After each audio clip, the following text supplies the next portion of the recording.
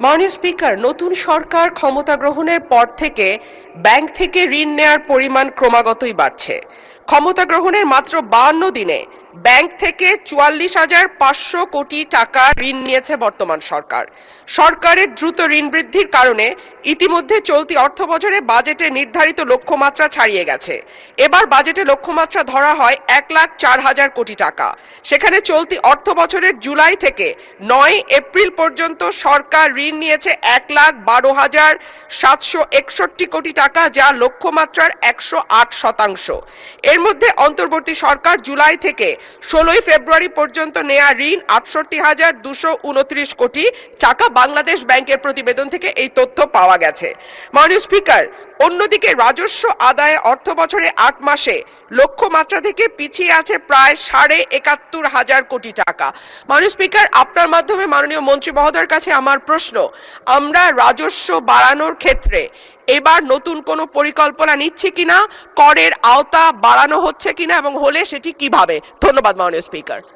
মাননীয় মন্ত্রী। যে ঋণের কথা বলা হচ্ছে সেটা মূলত বিগত আমরা কিন্তু ফেব্রুয়ারি থেকে এখন পর্যন্ত মাত্র 2 মাসের মতো সরকারে এসছে, সুতরাং এটা ক্যারি ওভার হচ্ছে আগে থেকে। সুতরাং এই সংখ্যাটা এখানে বোধহয় প্রযোজ্য না, 1 নাম্বার। 2 নাম্বার হচ্ছে বিএনপির যে অর্থনৈতিক পলিসি সেটা হচ্ছে স্থানীয় ব্যাংক থেকে ঋণ কমিয়ে আনা। এবং আমি নিশ্চিতভাবে আপনাদের বলতে চাই, আগামী বাজেটে তার পরবর্তী সময়ে আপনারা দেখতে পাবেন আমরা প্রায় সরকার স্থানীয় ব্যাংক থেকে ঋণ কিভাবে কমিয়ে আনছি ক্রমান্বয়ে, এবং এটার প্রতিফলন আপনারা আগামী দিনে দেখতে পাবেন, এই বাজেটেও দেখতে পাবেন। তো সুতরাং ঋণ যেটা বিগত দিনের তো অনেক লাইবিলিটি আমরা গ্রহণ করেছি।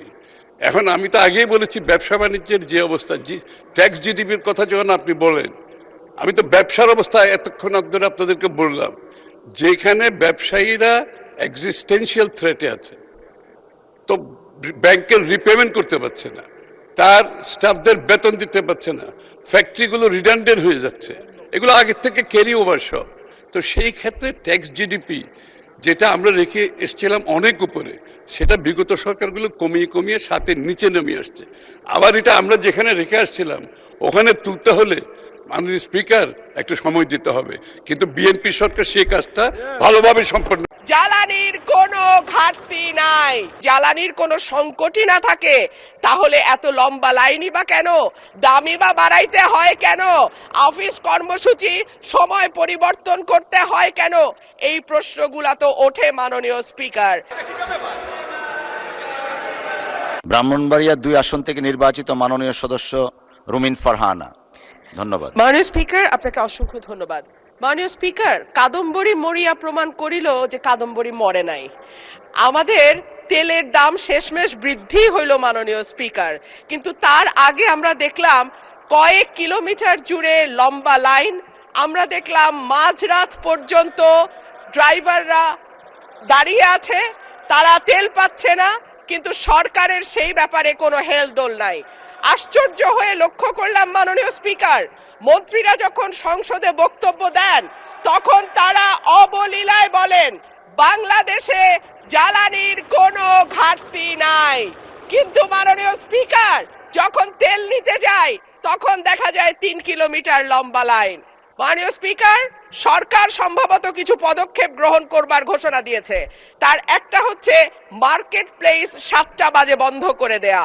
চমৎকার সিদ্ধান্ত মাননীয় স্পিকার, তবে মনে রাখতে হবে কেনাকাটা বা শপিং যেটুকু হয় সেটুকু সন্ধ্যার পরেই হয়, তার আগে হয় না।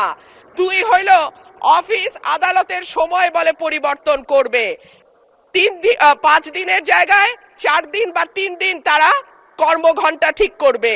কিন্তু প্রশ্নটা হচ্ছে, যদি জ্বালানির কোনো সংকটই না থাকে তাহলে এত লম্বা লাইনই বা কেন? দামি বা বাড়াইতে হয় কেন? অফিস কর্মসূচি সময় পরিবর্তন করতে হয় কেন? এই প্রশ্নগুলা তো ওঠে মাননীয় স্পিকার। মাননীয় স্পিকার, আপনার মাধ্যমে এই সংসদের কাছে আমি জানতে চাই, জ্বালানি মন্ত্রীরা যখন গণমাধ্যমে কথা বলেন তখন মনে হয় বাংলাদেশে আল্লাহর রহমতে কোনো সংকট নাই। ওনারা যদি পরিষ্কার করে বলেন বাংলাদেশে বর্তমানে কত দিনের অকটেন ডিজেলের মজুদ আছে, কতদিন চলতে পারবে, পাম্পগুলো কেন পর্যাপ্ত পরিমাণ তেল পায় না, তেলের মজুদদারি। ধন্যবাদ মাননীয় সদস্য। মাননীয় চিফ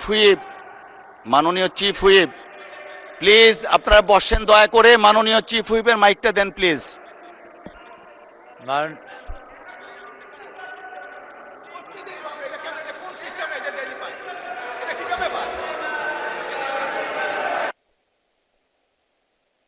মাননীয় সদস্যবৃন্দ,